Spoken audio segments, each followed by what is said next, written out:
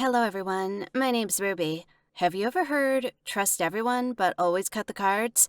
Recently, I've been convinced that it all works like this in real life. I trusted someone who was close to me, not even thinking he could ever deceive or betray me. But he had his own opinion on this point and his own plans for my life. How did it happen? I'm gonna tell you today. Make sure you watch this video to the end. And don't forget about likes. When I turned 16, my friends and I decided to celebrate my birthday party in a nightclub. We were already big girls, so we can afford to have fun the way we wanted. Of course, most clubs are open for people from 18. Some are even allowed only for customers from 21, but we had our shortcut, so to speak. My best friend's older brother worked as a security guard at one of the nightclubs. After a long negotiation, he agreed to let us in. This event was a real adventure. Besides, that weekend my parents happened to visit my grandma, who lived in the neighboring city, so our house was at my complete disposal. The girls and I gathered in my room. We did some makeup, hair, and chose outfits. We had to make sure we looked older than our age, and that no one would question us, especially the club's employees. When we got ready, we walked to the club across the city, attracting guys' looks and attention. We knew we would definitely remember this evening for a long time. My friend's brother easily let us into the club. He later said we had done a great job. He didn't believe we were 16-year-old schoolgirls. Instead, he thought we were a group of students and we were like 19 to 20 years old. Since we were all in the club for the first time in our lives, we were literally amazed and surprised by everything. A huge dance floor, a bar where they prepared alcoholic cocktails for us without asking any questions. And we saw a lot of positive people, dancing everywhere and enjoying the party. Anyway, it was really cool.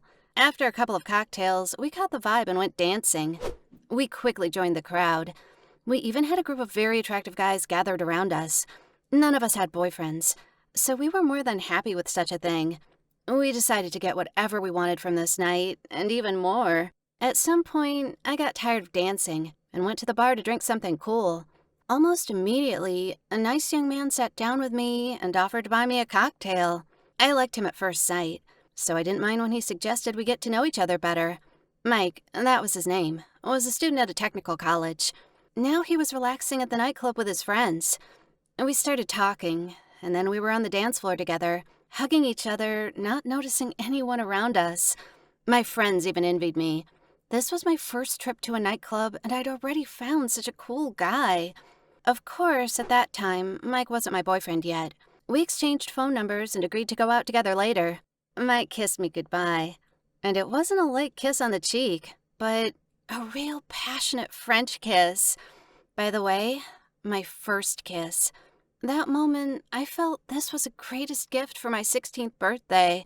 By the way, I didn't tell Mike about my real age. I was afraid it would scare him away, because he looked at least 20. I decided that I would surprise him on our first date, or maybe after a month, when he would already be madly in love with me and wouldn't leave after such a revelation. The next day, I waited for a call or a message. Of course, it was possible Mike just had fun with me that night and then forgot about me. But somehow, I thought he really liked me. In the evening, he called me and asked me out to have a cup of coffee together. Of course, I didn't have as much makeup as I did at the club. So Mike asked me, laughing, how old I really was right away. I had to confess I was 16 and I was still in high school. I was worried he'd get angry and turn away, but Mike just laughed and said, "Oops, I guess I'm in trouble, young lady." That night, Mike took me home. We stood next to my door. Mike asked me to be his girlfriend, and of course I agreed. I was so happy. I still remember the first months of our relationship as the happiest time of my life. Mike was just the perfect boyfriend. He gave me flowers, took me to different cafes, met me after school, took me out of town on weekends to go horseback riding. He introduced me to all of his friends who welcomed me very warmly into their company. This was my first relationship. Maybe that's why everything that happened seemed like a real fairy tale to me. I thought Mike was the best guy in the world, and I got so lucky in my life. I was so happy I had him. Of course, Mike had some flaws too, but I didn't notice them at first. Yeah, he was very jealous, but I just thought it was the way he showed his love for me and appreciated me. Mike always wondered where I was and who I was with when we weren't together. He jokingly checked my social media and messages, and he would call me several times if I said I was hanging out with my friends.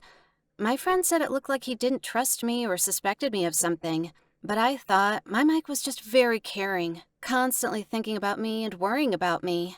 Now, I realize I was just wearing rose-colored glasses, and I didn't see the obvious things.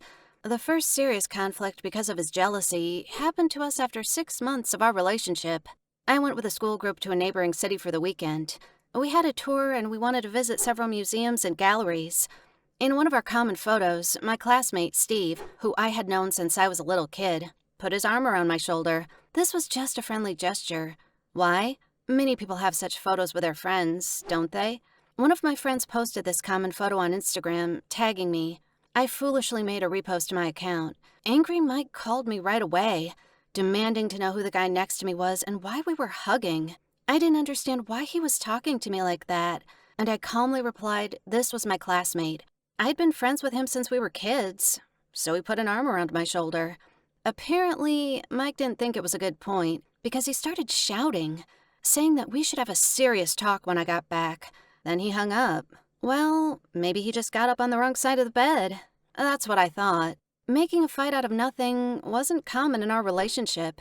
So I was very worried when I came back from a trip and saw Mike's car outside my house. That day, he yelled at me a lot, accusing me of being approachable with other guys, even though I had a boyfriend.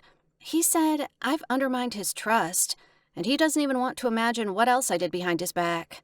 His words hurt me, and I knew he was just driven by his emotions, not his mind. But I couldn't calm him down. Only when I started crying, Mike realized he'd gone too far. He hugged me, stopped screaming, apologized, and said that he was just really afraid of losing me, or that someone would take me away from him. I called him stupid, of course, because I couldn't even imagine anyone else around me. We made up and went home to settle down. And the next day, Mike surprised me again. He said he'd been thinking all night about what had happened, and he said I could find another boyfriend. As Mike said, the reason was too obvious.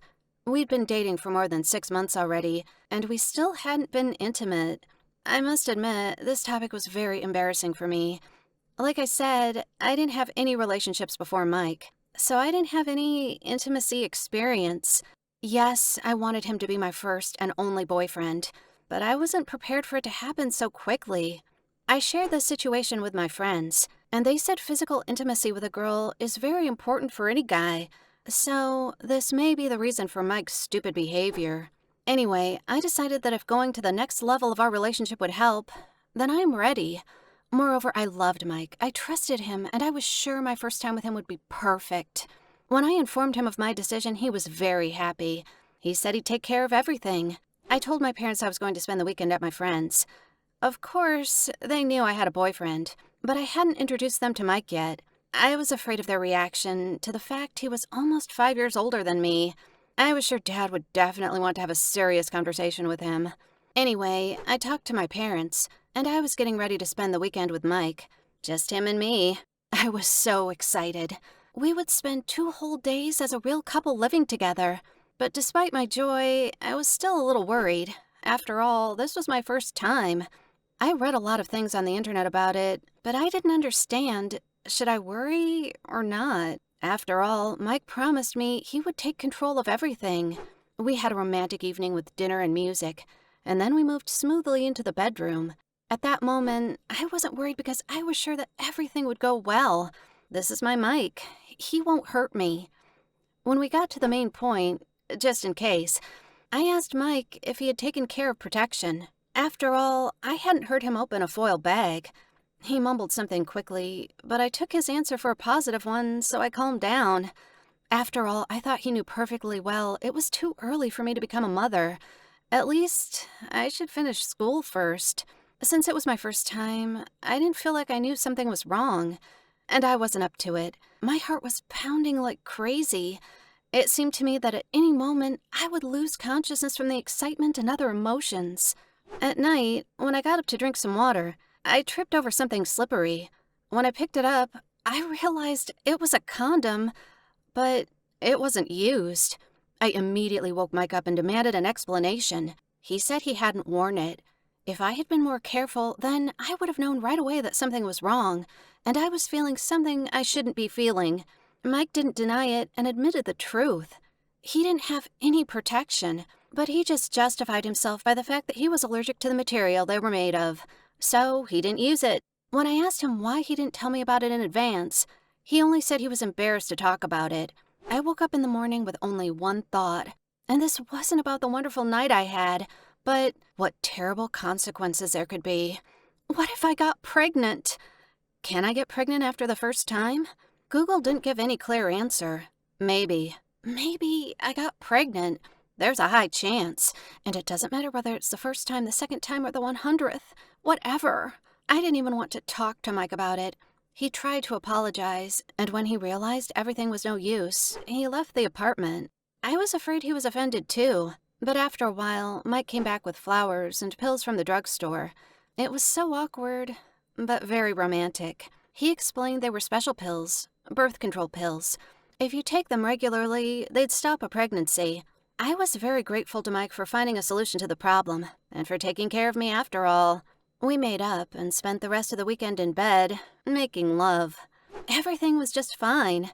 I was happy, enjoying my life and my relationship, but it didn't last long. Of course, I thought that sooner or later I would have to tell my parents about Mike, and that we already had sex, but I wanted to tell them this thing by myself. I just wanted to talk peacefully to my mom and dad, but things worked out in a different way. Anyway, one day my mom was cleaning up my room. She accidentally dropped the backpack I usually carry to school, my notebooks, some personal belongings, and my pills started falling out of my backpack. And now the million-dollar question, which one of these things interested my mom most? Of course, not my pencil case with some colorful things, but the bottle of pills. I wish you'd never see a face like hers in your entire life. I was just about to explain everything, but then my mom asked me a very unexpected question. Ruby, you want to get pregnant? I didn't understand what the heck she was saying. My mom replied these pills were in fact vitamins for improving the state of the reproductive system and helping with pregnancy. I didn't know what was going on. So all this time, Mike was tricking me? And instead of taking birth control pills, I was taking pregnancy vitamins? What a lot of crap. I burst into tears and told my mom the whole story.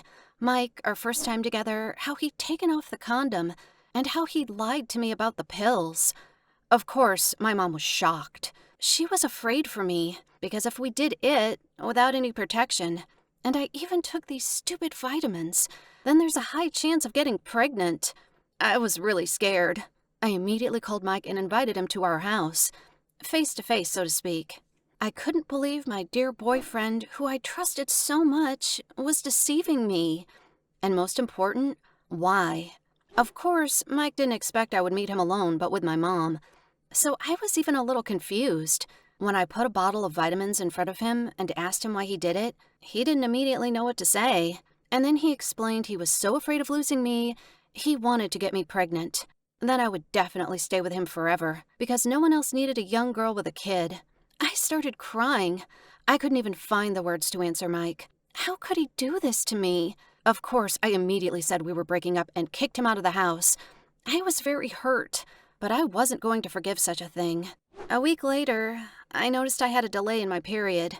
Of course, nothing good came to mind. So I asked my mom to take me to the hospital. I was ready to hear the fateful diagnosis. You're pregnant. But the doctor examined me and said most likely it was caused by stress, and I wasn't pregnant. No words can describe how happy I was at that moment. Of course, it's wonderful to have kids. One day I would definitely have one or two of them, but being a mommy at 16 is not cool at all. Mike later apologized. He asked me to forgive him for a long time. He said he wanted me back, but I decided I would never be able to trust this person again. So we stopped communicating. Would you be able to forgive the deception of your loved one? What would you do in my shoes? Write your answers in the comments below. Make sure you click the like button to this video. Don't forget to subscribe to the channel because there's a lot of interesting stories waiting for you ahead. Click the bell button to turn on notifications. See you soon. Bye-bye.